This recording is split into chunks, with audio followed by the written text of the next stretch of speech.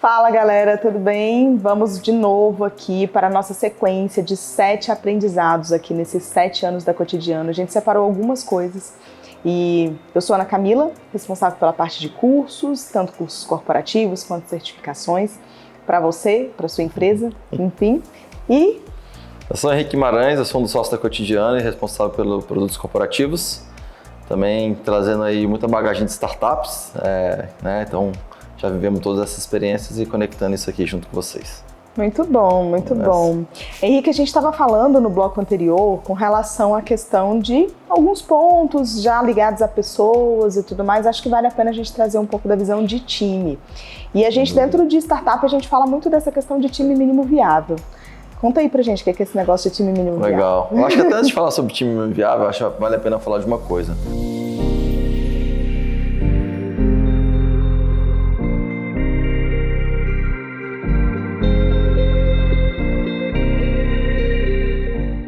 Com qualquer investidor que você for falar, ou você vai entender que no final, eles vão falar assim, a gente analisa, mas no final mesmo o que importa é o time. É o time. Então, assim, quando a gente está falando de time, a gente está falando de startup, a gente está falando de empresas, no final das contas é isso mesmo, né? Então, bons times vão conseguir encontrar boas oportunidades, vão conseguir entender melhores aquelas oportunidades e provavelmente conseguir trazer a melhor solução para aquelas oportunidades. Isso não tem nada a ver com maturidade desse time. Para mim, tem muito mais a ver com a complementariedade. Às vezes você pega ali pessoas que são de gerações completamente diferentes, mas que têm skills que se complementam e conseguem fazer coisas que até Deus duvida. Então eu acho que esse ponto de quando a gente traz essa visão de time, traz um pouco dessa questão do time mínimo viável, é muito dessa visão, cara, esse time se complementa, o que eu preciso ter num time para conseguir fazer uma entrega muito valiosa. Isso, independente de ser startup, de ser um time corporativo, de ser um time da sua empresa que está numa loja, é isso. Perfeito. É você conseguir ter esse encaixe dessas pessoas que se complementam, tanto em habilidades técnicas quanto habilidades comportamentais, e aí a questão da maturidade sim pode fazer sentido nessa hora. A gente tem referência sim de que maturidade aumenta o sucesso, né, das empresas, a gente sabe que isso traz um ponto, mas eu entendo bem o que você está trazendo, porque não adianta eu ter vários profissionais maduros formando um time, sendo que está faltando uma habilidade estratégica. Então vamos supor que a gente quer montar uma empresa de tecnologia, onde eu junto 3 profissionais de vendas, os melhores vendedores do planeta, e não trago ninguém de tecnologia. Fracasso, né, na largada também, de novo. Então, quando a gente está falando de bases de times, complementariedade, cada time é um time e cada time precisa de uma habilidade, embora a gente saiba que tem algumas habilidades que elas são meio que base assim, para times de inovação e tecnologia, né? Então, sabe que você vai precisar de alguém de tecnologia, sabe que você vai precisar de alguém que tem visão de mercado, que consiga trazer o comportamento do mercado, do consumidor, que se conecte naquele mercado, que consiga abrir portas. Então, a gente sabe que tem algumas habilidades que elas são fundamentais, né? Então, entre essas, eu já trouxe uma que é do vendedor, da pessoa de negociação, né? Que muitas vezes já é uma pessoa de mercado mesmo. O hacker, que é uma pessoa de tecnologia que vai viabilizar aquele produto em geral. A gente também traz uma visão de quem traz a visão do cliente, que é quem consegue fazer a simpatia, capturar a necessidade real, traduzir o pedido do cliente num pedido mais profundo, né? Fazer as perguntas corretas. Então, e também conseguir desenhar uma experiência melhor. Então, normalmente tem um profissional que cuida disso.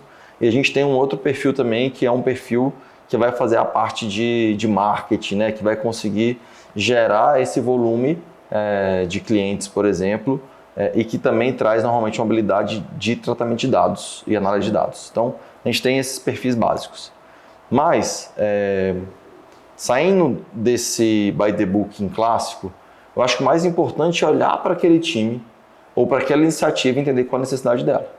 Então, se a gente está construindo uma empresa que é uma empresa de tecnologia para RH, cara, você vai ter que ter alguém especialista em RH naquele time, senão naturalmente, né? Senão você não vai conseguir ter a habilidade de navegar por aquilo que você quer fazer. Como é que você... Eu chamo isso Bom, vou falar. Eu chamo isso de arrogância. Sim, tá? Quando você quer abrir uma iniciativa no mercado onde você não é especialista. Tudo bem você fazer isso sabendo que você vai ter um tempo de aprendizado maior nesse processo. Aí tudo bem, a gente saiu da arrogância e fomos para um processo consciente de aprendizado.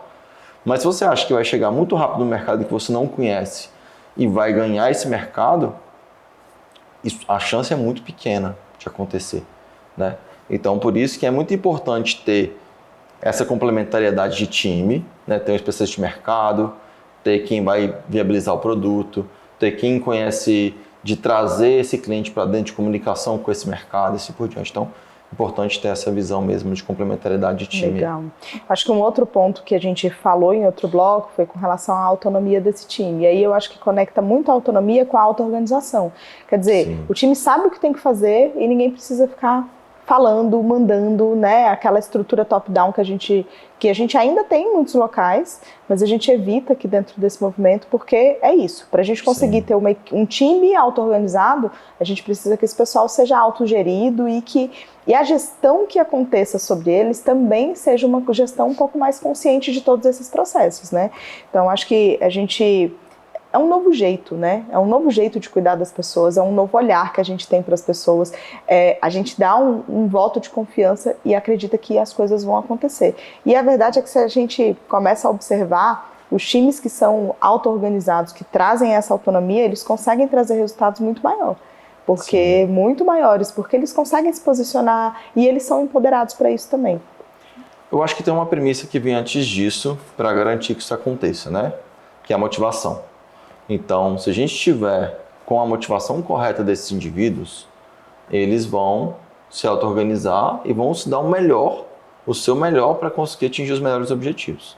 Então, quando a gente está falando de um time de startup, de novo, né, que é a nossa experiência maior, essas pessoas se uniram em volta de um objetivo, então a motivação delas está muito clara, né? Então, elas vão se mexer para aquilo acontecer. E se elas apostaram muito, ou seja, se elas abriram mão de carreira, por essa iniciativa, a motivação delas ainda vai mais alta, porque elas construíram um commit, né, uma aderência com essa iniciativa que é muito grande. Quando a gente está falando de outros tipos de construção de iniciativas, por exemplo, dentro de corporações, isso também é possível, né, inclusive trabalhando mesmo com a mesma filosofia de startups. Mas é muito importante entender que se a gente tem times, né, ou se a maior parte do time não está motivado, não sabe por que está ali, aí a gente começa a trazer um pouco das necessidades de controle, microgerenciamento. Por quê? Porque, como é que eu vou fazer essa pessoa que não quer fazer nada fazer? Vou ficar lá empurrando. Só que a minha força, né, meu esforço de empurrar talvez seja muito mais caro do que de encontrar uma pessoa motivada que gosta de fazer aquilo que eu preciso que seja feito, né, nesse caso. E a gente trabalhava muito com motivações financeiras. Hoje a gente já sabe que essas motivações financeiras, elas não são o melhor caminho. É um caminho, né? Existe esse caminho e ele é um caminho sólido, mas não é só esse. Então você trouxe aqui a visão de ter um objetivo comum entre eles, é o que a gente chama de propósito. Aí muitas vezes a gente se depara com times que não conseguem nem identificar qual o propósito que eles têm, né? Qual que é o seu propósito? Qual que é o objetivo que une todo mundo aqui desse time? Aí o pessoal fala, o que é isso? O que eu tenho que fazer? Então eu acho que deixar muito claro esse propósito do time é um ponto que é muito forte e isso realmente vai dar força e vai impulsionar esse time, vai empoderar e vai trazer autonomia e tudo isso que a gente estava falando, né? E aí seguindo nessa linha das motivações, a autonomia é um dos pontos que também motivam as pessoas. Perfeito. Então pessoas que trabalham de uma forma mais autônoma, que conseguem se autorresponsabilizar pelos seus processos, que sentem que têm liberdade para errar, para experimentar e tudo mais, elas também se colocam numa posição muito mais abertas e muito mais conectadas a esse propósito. E aí isso gera engajamento e aí todas as coisas acontecem. É um mundo mágico, né? É um mundo mágico. E a gente fala muito também da questão da excelência. Você tinha falado uma outra palavra. Maestria. Maestria, legal. É isso, assim, né? Quando a gente está falando da gente trazer essa visão de excelência, e muito se cobra. Antigamente, eu lembro de processos seletivos antigos, onde a gente falava, pessoas que consigam trazer excelência em seus trabalhos. E isso fala o quê? Né? Não falava nada, porque é isso, é excelente em quê? Para quê? Né? Então, acho que esse é um ponto muito forte, né? E é uma base. Para eu entregar o melhor de mim, eu preciso estar muito engajada e muito conectada nesse processo para conseguir fazer. Legal. Na prática, assim, né, traduzindo essa questão da excelência, é fazer bem o que eu faço. Tipo assim, pô, eu sei fazer isso aqui bem, isso tem valor para você? Tem, então, pô, vou fazer isso aqui. Né? Tem um pouco do Ikigai também, esse rolê. Então, olhando para essa base da motivação dos times, né? Então, por que eu vou ter times auto-organizados, engajados, que vão buscar resultado? Porque eu tenho motivação por trás. Aí você trouxe essas 3 itens aí que compõem essa motivação, né? E tem um item que eu acho que eu gosto de explicar um pouco sobre o propósito, porque às vezes as pessoas falam, então quer dizer que eu tenho que ter um propósito maior, tenho que mudar o planeta. Não é isso, é encontrar um propósito único, pode ser coisa mais simples, sabe? Mas desde que o time esteja alinhado, que as pessoas saibam por que estão ali, que escolhem estar ali todo dia, né? Escolhem de novo no dia seguinte. É o porquê, né? É o porquê. Então está motivado para isso acontecer de fato, né? E aí a autonomia é poder tomar decisões, né? Então, tipo, mesmo que sejam pequenas no dia a dia. Então, tipo assim, é um time que vai se organizar, mas uma vez que a gente já se alinhou e sabe para onde vai, eu posso tomar a decisão de descansar 1 hora mais cedo ou mais tarde, desde que essa dinâmica funcione com o time. Posso tomar a decisão de puxar uma tarefa ou outra, né? Então, assim, são os acordos. Mas a autonomia mínima esse time vai ter, né? Esses membros vão ter. E a maestria, né, que a gente falou, de estar entregando bem e de me permitir na minha evolução profissional. Então, essas são as coisas aí que vão trazer nessa base. Exatamente. Bom, eu acho que com relação ao time a gente falou bem. Sim. Acho que assim, se a gente conseguir aplicar, a parte mais difícil é aplicar. É aplicar. E eu acho que um ponto também é você ter uma liderança que esteja conectada com tudo isso.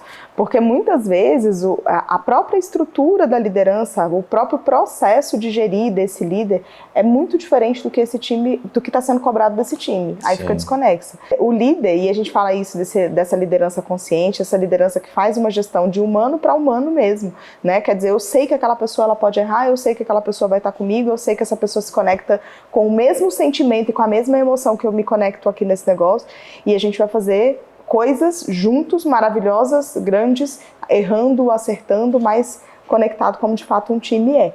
Né? Então, acho que o líder faz toda a diferença nesse processo. E aí construir empatia com esse líder mais tradicional, porque a gente sabe que a gente também foi formado para ser esse líder mais tradicional por um grande período da nossa vida, né? E faz parte mesmo. Então, assim, o que é isso, né? É abrir um pouco da mão do controle. Caramba, então vou abrir mão do controle e aí, agora tudo explode.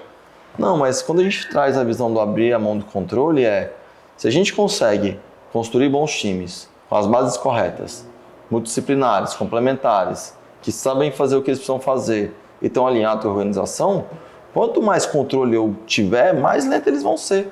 Então, soltar a mão do controle confiar de que eu fiz as boas escolhas antes.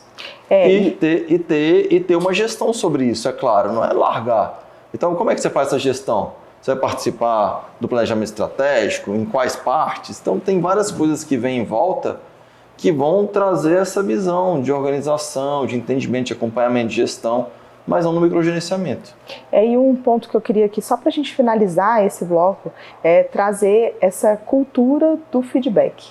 Quer dizer, se eu gosto, se eu não gosto, eu ter abertura para poder falar com você, com aquela pessoa que trabalha comigo, com o meu líder, independente de onde esteja vindo esse feedback ele precisa acontecer de uma forma orgânica e de uma forma contínua e de todos os lados. E isso é uma coisa difícil, porque se a gente não está tão aberto ao erro, né, se eu for falar com você de um erro seu, possivelmente você sinta que eu estou apontando o dedo. Então essas conversas elas podem ser um pouco mais leves e isso é uma coisa, é um ponto muito importante dentro desse modelo de gestão consciente que eu acho que a gente pode destacar aqui nessa conversa de times.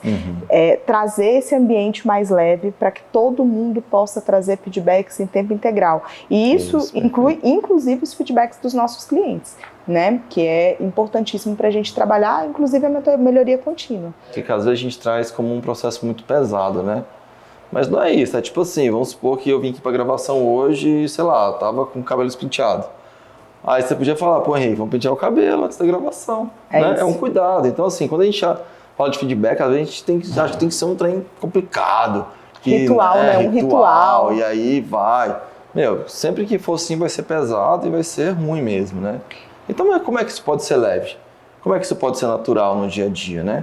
Às vezes alguns ritos podem ajudar, então uma retrospectiva de uma sprint, né, onde você revisa todo aquele ciclo e olha para os pontos de melhoria. Mas de pessoas para pessoas tem que ser fluido, é como uma conversa, né? Então se eu cheguei em casa hoje e eu não estou muito bem, posso falar lá pro meu time lá e falar, pô time, hoje eu não estou muito bem e tal, dá um desconto. Né? Então assim, eu estou já mostrando para eles um espaço que para mim é importante. E aí depois, no outro dia, meu time pode falar, pô Henrique, tem dia que você não estava bem, cara, mas não foi um dia muito bom para você não estar bem, porque teve tais coisas. Então também traz um pouco de atenção para. Então assim, vai ser uma conversa, a gente vai precisar aprender a lidar com isso, né? Mas é isso. A verdade é que a gente não foi habituado a esse tipo de feedback, principalmente quando é conectado com algum tipo de emoção, com algum tipo de sentimento, que a gente tenta blindar isso um pouco dentro do mundo corporativo e realmente não é por aí, né? É verdade. Eu acho que essa é outra quebra importante. É, né? Mas enfim, é isso, galera. Somos pessoas. Somos pessoas. A gente leva nossa pessoa para o profissional, a gente leva o nosso profissional para casa. Não tem jeito. É assim. Então, é óbvio, né, que somos profissionais e às vezes a gente vai ter que superar desafios para entregar o que precisa ser entregado naquele dia, por pior que a gente esteja. Isso vai acontecer. Mas o fato é que somos afetados integralmente. E é o nosso integral também que a gente dá para onde a gente vai. Então, sem dúvida, acho que esse é um ponto que diferencia totalmente também esses novos modelos que a gente está aí trabalhando ultimamente. Exatamente. Bom, é isso. Então, vamos para o próximo bloco. Não esqueça de seguir aqui o nosso canal da Cotidiano e traremos mais aprendizados aqui nos próximos blocos. Até mais. Obrigada. Até mais. Valeu, galera.